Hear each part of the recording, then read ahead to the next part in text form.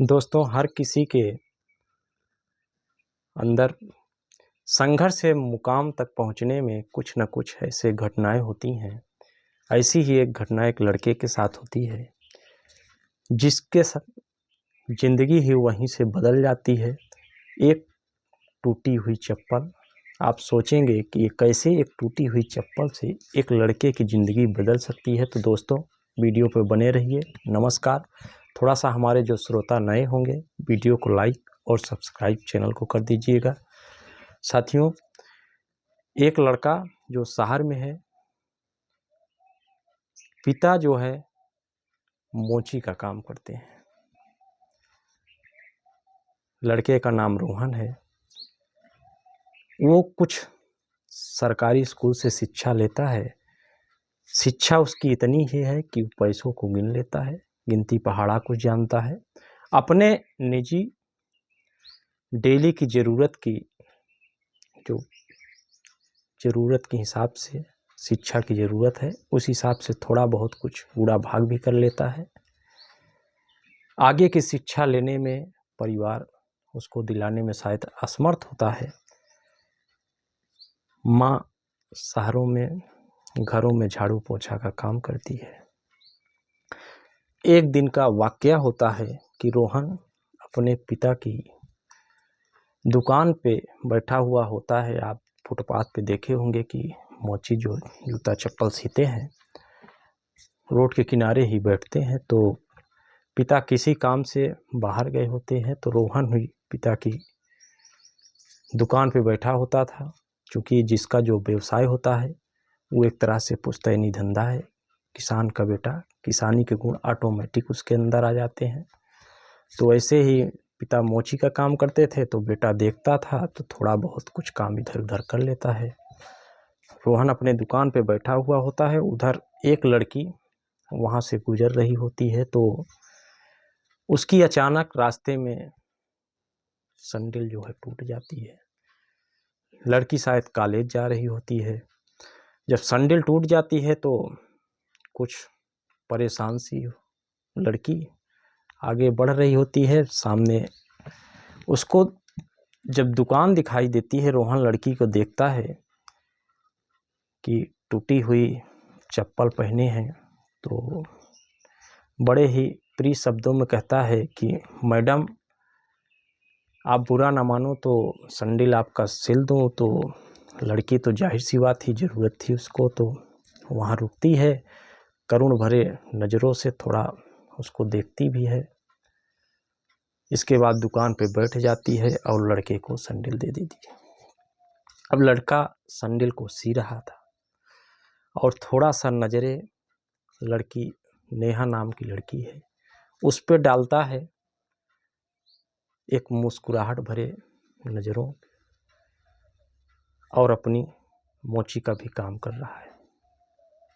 Sandal सिलकर लड़की को दे देता है। लड़की उसकी इस शर्मीली से जो निगाहें थी, उसको देखकर उसको काफ़ी अच्छा लगता है।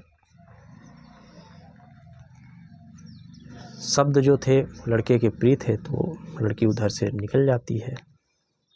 अब उसका कॉलेज का आना जाना वहाँ से होता है। तो जब वहाँ से गुजरती तो एक नज़र लड़के पे देख लेती। लड़का भी उसको देखता। जाहिर सी बात है कि 20-22 साल के आसपास की उम्र थी।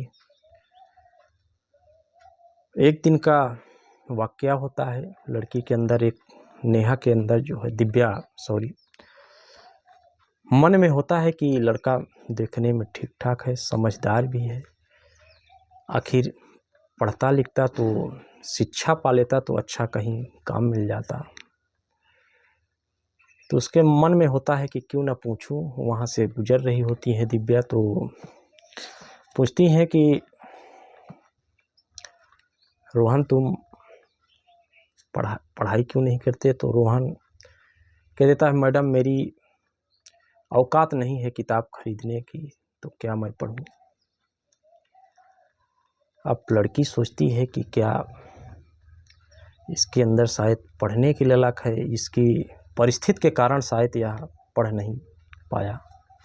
उसके अंदर एक ऐसी भावना जागृत होती है कि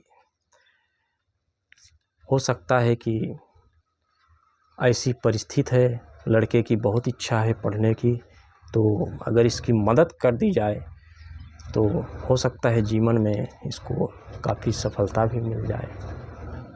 पढ़ी लिखी लड़की ठीक ठाक घर से होती है तो कुछ किताबें वह रोहन को दे देती हैं, कुछ पैसों की भी मदद कर देती है। रोहन बहुत ही एहसान मानता है इन मददों का, और वो दिव्या को कभी मिलता तो मैडम ही कहता।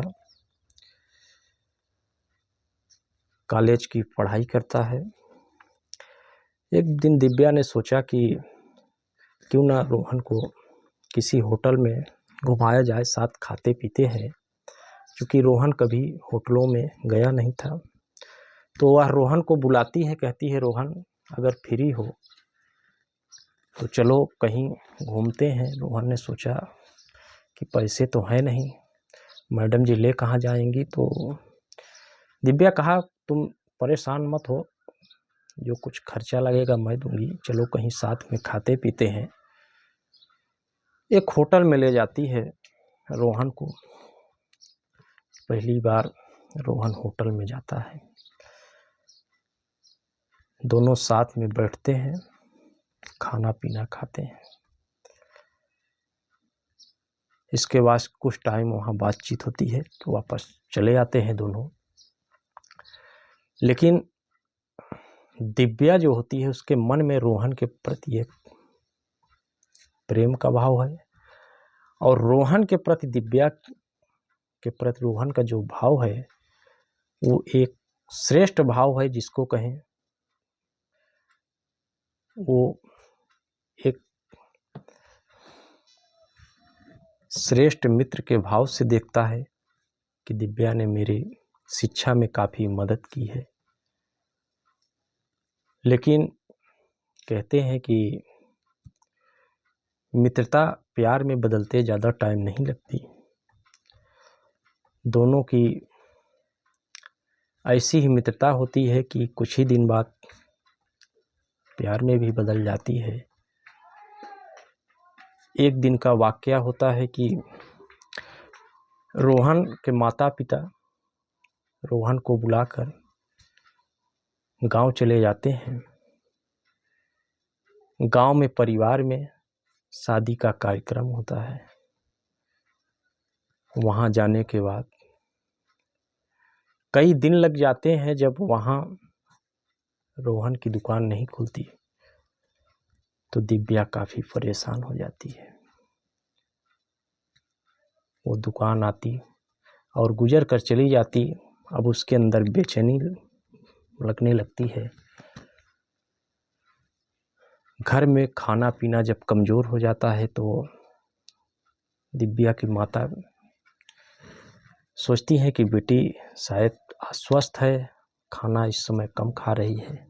लेकिन उसके अंदर तो एक दूसरे ही विचार चल रहे होते हैं। मित्र से मुलाकात नहीं हो रही है, एक प्रेम है।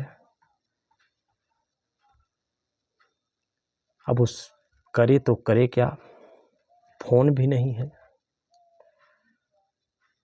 तो वहाँ जहाँ मोची की दुकान होती है वहाँ पहुँचती है तो जो बगल में होते हैं उनसे पूछती है कि भैया वो अंकल जी जो दुकान खोलते थे वो लोग दुकान नहीं खोलते हैं। वो रोहन को न पूछ के उसके पिताजी को पूछती है तो बताते हैं कि उनके गांव में कुछ कार्यक्रम था इसलिए चले गए हैं।